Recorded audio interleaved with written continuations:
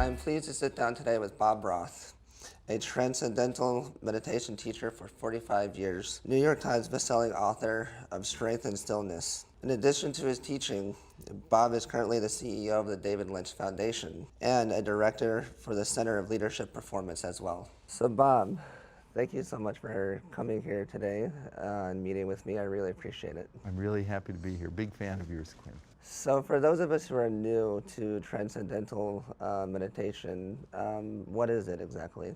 Transcendental meditation, first I like to define it by what it's not. Because we think of meditation, we could think of so many different things. It's not a religion, it's not a philosophy, it's not a change in lifestyle. It looks just like this. Sit comfortably in a chair with your eyes closed. And it's a technique that allows your active thinking mind, like the waves on the surface of the ocean, choppy waves. Sometimes the mind can be very choppy. Your thinking mind to just settle down, sink down, settle down to quieter, calmer levels of the mind. Like the ocean is turbulent on the surface, but silent at its depth. So your mind, everyone's mind, has a calm, quiet stillness that's always there. We've just lost access. How long have you been doing this for, and when did you start? I've been meditating for almost 50 years. And people say, 50 years? How could you do that for 50 years? I say, well, I've been brushing my teeth longer than that. It's just part of my life. And I'm trying to make meditation not to be some weird, strange thing, but just normal, that anyone and everyone can do. What are some notable people and populations that you've worked with? I run the David Lynch Foundation, named after the great filmmaker David Lynch, and we're an organization that raises funds to teach at-risk, vulnerable populations to learn to meditate for free. So we've taught 600,000 inner-city school kids in the US and around the world, veterans who suffer from post-traumatic stress disorder and their families, women and children who are survivors of domestic violence and sexual assault. And now we're really addressing in a preventive way this horrible, devastating epidemic of opioid use and overdose.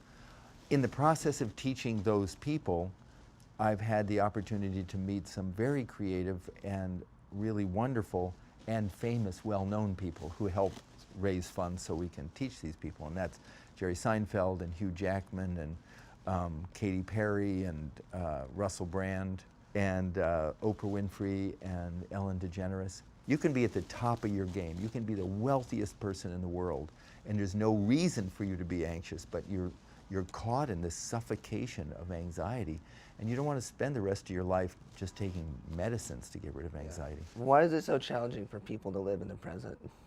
It's a really good question. I think it's because of the impact that stress has on our brain. I think we live in such demanding times. There's so much 24/7. And what happens when we're anxious or stressed out, because sleep doesn't get rid of enough stress, and exercise, we eat well and we exercise, but that's dealing with stress from the neck down. The brain is only 3 pounds, I weigh 175 pounds, only 3 pounds, but this runs my life, and we don't do any exercise up here. And the effect of stress, the effect of anxiety, the effect of insomnia, the effect of just living lives is the brain starts to function in an imbalanced way.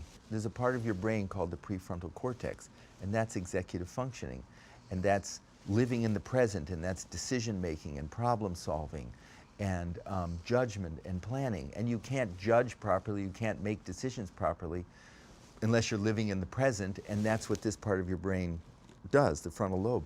Well, stress and anxiety and fear shuts that down. And what takes over is a part of the brain called the amygdala, which is the fear center, which is the reactivity center. It's fight or flight or freeze. When we're stressed, something happens to us and someone's snarky and says something mean to us in the morning, we don't just say, okay, that was that person, now let's move on. That bugs me all day. My dad did, though. Yeah, he could do that. He just shrugged it off and then just moved No, on. and that's a healthy brain. But increasingly now in this 2018, stress is so all-pervasive, anxiety is so all-pervasive, what happened to us in the past shuts this part of the brain down, the amygdala wakes up, and then we're just in a reactive mode. So I'm snapping at someone now because someone did something to me 8 hours ago. How can transcendental meditation help somebody with a learning difference? It's a wonderful question. I do a lot of work myself. I'm sure when I grew up, I had ADD and ADHD. Short attention span. Always talked in class. On all my report cards in grammar school, it was Were you always. good with homework or no? It was always on my report card. It was, Bobby would be so much better if he just, in all caps, stopped talking in class. And I lived for recess, and I lived for, just couldn't wait to get outdoors. And I did fine, but it didn't keep my attention. And I know, I work a lot now teaching transcendental meditation to people who have on the spectrum, and people who have dyslexia, and people who have ADD and ADHD. The thing is there's two parts of the brain that's involved in the creative process. One is your ability, the frontal lobes, to really focus. Then there's another part of the brain, it's a network called the default mode network or the imagination network. And it's different parts of the brain all connected together. And that's the part of the brain when you say, okay, let's just brainstorm here. Let's just blue sky. And in transcendental meditation, we recognize that there's a vertical dimension to the mind, and that at the depth of the mind, it's already quiet and silent. And so transcendental meditation is a technique that gives effortless access to that. And I teach a 10-year-old child in the Bronx, or in Washington, D.C., across the Anacostia River in Ward 7 or 8. And they've never even heard of meditation. And within a few minutes, they have that calm. And so I think what we're trying to do is let people know that all meditations are not alike, and that this one is effortless. How can it help a parent to somebody who has a child with dyslexia or a learning difference? If they can just take a few minutes out of their day, twice a day, you can do it all quietly in a corner. You can do this in a car, can't be driving, with your eyes closed. Just a few minutes in the morning and the afternoon to let your mind and body settle down. Where do we find calm? It's not out there, but it lies deep within everyone. And I think that's why more and more people are doing TM, because it accesses that calm, and you can see the whole constellation of changes that take place. What is one thing that our reviewers could today help with find stillness?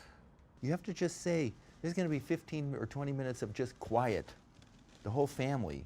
Can't say that to a 5-year-old though. No, but the 5-year-old, when they see the family, even as a family thing, we're going to have 5 minutes, we're going to have 10 minutes. You can read quietly, you can play a game quietly, not just sitting doing nothing, people go out of their mind, but just quiet.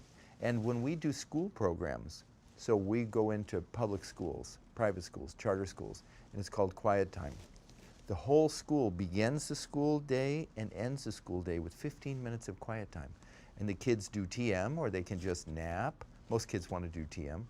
And what that sends the message, the parents and the faculty sending a message to the children, quiet is important too. Silence is important too. It's not just going and going and working and working and working. Where can people with LD, with kids and their parents go to find more information? I think they go to tm.org. So what's the next big thing for you? Well, we have opened up an office in Washington, D.C., and we're taking the results of work that we're doing in Chicago. The University of Chicago Crime Lab has given us almost $3 million to do a study with 2,000 students, and in the toughest schools in Chicago, and they're having reduced violence, reduced arrests. The bad schools are becoming the best schools. We're doing veterans programs here in New York City. So we take all those programs to Washington, D.C. and start advocating for them in the Capitol building with our elected leaders, so that any veteran anywhere in the country who wants to learn to meditate, it can be covered by the VA, or any child in any school who wants to have quiet time, it can be covered by the Department of Education. So the next big thing is to take all the data, all the research, and go to Washington and say, here's something that can help a country that is stressed out of its mind. Bob Roth, thank you so much. Quinn, you are great. Thank you very much. You're great. Yeah, no, you're great. You can learn more about Bob and Transcendental Meditation at tm.org, and for more resources, you can go to understood.org.